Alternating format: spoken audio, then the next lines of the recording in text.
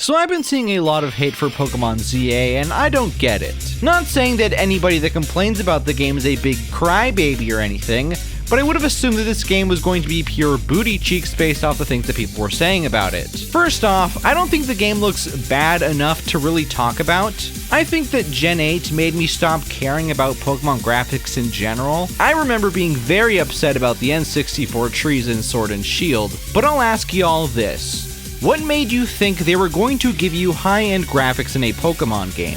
What made you think they weren't going to cut corners anymore? You know, fool y'all twice, shame on you. And by twice, I mean literally every Pokemon game on the Switch. But even then, I just don't think the game looks that bad. The worst thing I've seen graphics-wise so far is these doors that swing the same direction regardless of which way you're walking into them from. I know it's very minor, but it is funny to think that I'm getting smacked in the shins when I'm walking through it. Originally, I got this game because I thought it was going to run terribly on the Switch one, and I was going to be able to make a video about it, you know, bashing it basically. But honestly, it doesn't even run that bad. Switch 2 is obviously just the better version, but you know, it's not running at 15 frames or anything like that. And look, I know it's a very, very low bar, but I was impressed that there was an actual cutscene here. I know this thing isn't special, like, at all, and it's pretty goofy to see them talk and they're not actually making any sounds, but for Pokemon standards, this is pretty good. I've also seen people complain about the dialogue. I do not mind it at all in this game.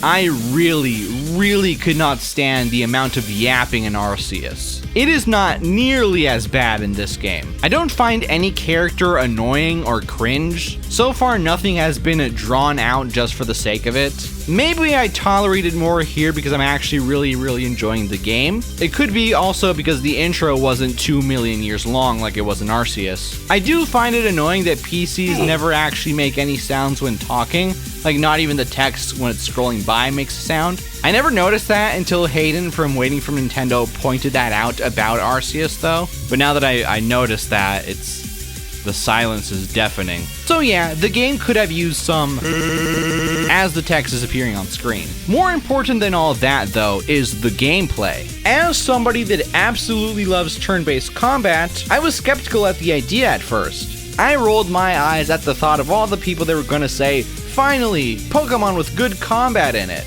But on the other hand, as somebody that absolutely hated the way that Arceus handled trainer battles, i.e. having like 4 of them in the first 30 hours of gameplay, I was excited to see that this game was mainly focused around battling. So, how's the combat?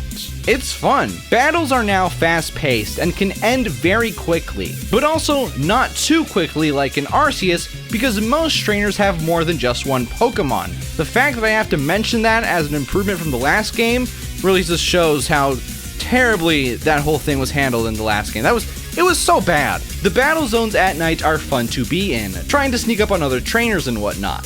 The combat isn't much more complex than what the turn-based was already, but now you have to think fast and use moves in the right order. In other games, you could just spam the same move over and over and over again, but here you're going to be using all of them more often, just so you don't have to wait for the cooldown. So you might as well start off by using a debuff move before attacking. I will say that sometimes the battles happen so fast that I fail to notice what is actually happening to my Pokemon. Like, I'll look and my guy is paralyzed and at half health out of nowhere. Positioning does seem to matter a bit. Like, I've missed moves because the other Pokemon was behind something when I did the attack and I just hit the object instead of the Pokemon. Not that it's very easy to manipulate where your guy is going to be, but you can influence it a bit.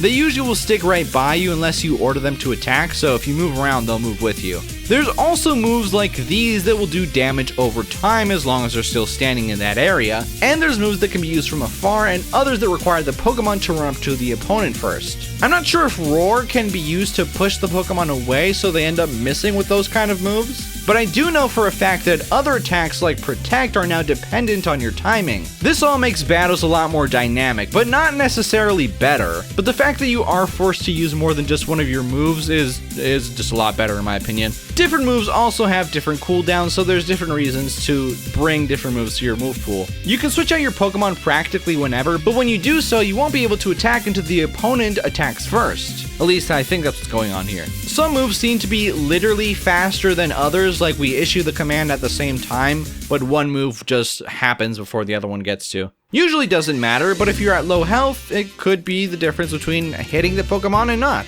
Not sure how moves like Smokescreen affect battles, if at all. The description only mentions wild Pokemon, so I'm not even sure if this does anything in trainer battles now. I did use it, but I'm not sure if it's doing anything here. I can't tell. The transition between walking around and actually battling is so seamless that you actually like cannot notice it at all. Sometimes there is like a little thing on screen, but other times you're just attacking people and you're good to go. So yeah, overall, I love the battling system so far. Maybe I'll get sick of it later, but as of now, it's a lot of fun. Catching isn't nearly as focused in on as it was in Arceus, and personally I think that's a good thing. That game focuses way too much on that aspect of the game. It works mostly the same here, but it does feel like they put a lot less care into it this time around. I'd be lying though if I said I thought that was a bad thing. If I really wanted to play a game where all I have to do is catch Pokemon, then I'll just play Pokemon Go. There is a cool new feature that will let you try to catch the Pokemon even after it faints,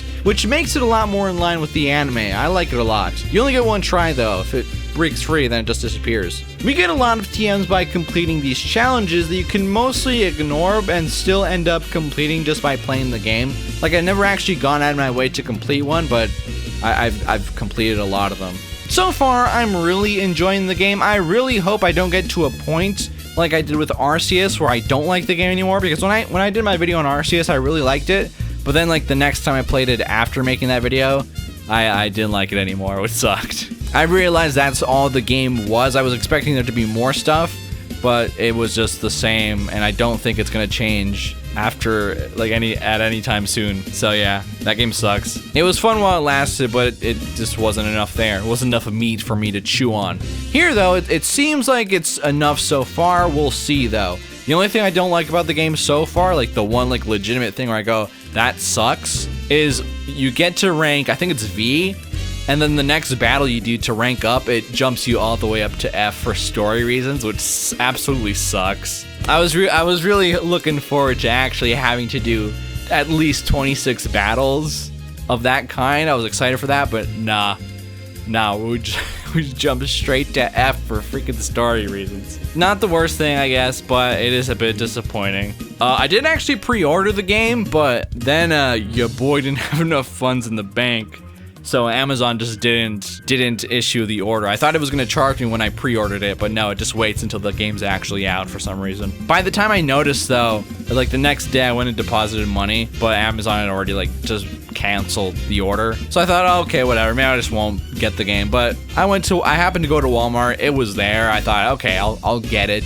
It was cheaper because, you know, no shipping fee, so that was the better option. And I still got like a pre-order bonus. Yeah, inside there was like a little pre-order instruction thing, and like, yeah, I got a what's it called, Ralts?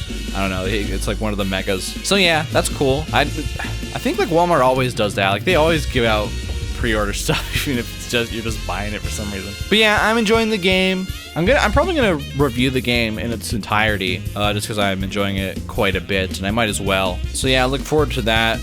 Peace out. I don't know. I'm sure I forgot something about the game that I want to talk about, but it don't matter. It don't matter. It don't matter. It don't even matter. AJ, get this game if you can, because it's fun. If you get it, I'll pay for online. Actually, the game came with like a 7-day free trial, so I'll use my 7-day free trial online thing just for you if you end up getting it. He won't. And he won't see this video either. And if he does see this video, he's not listening to this part.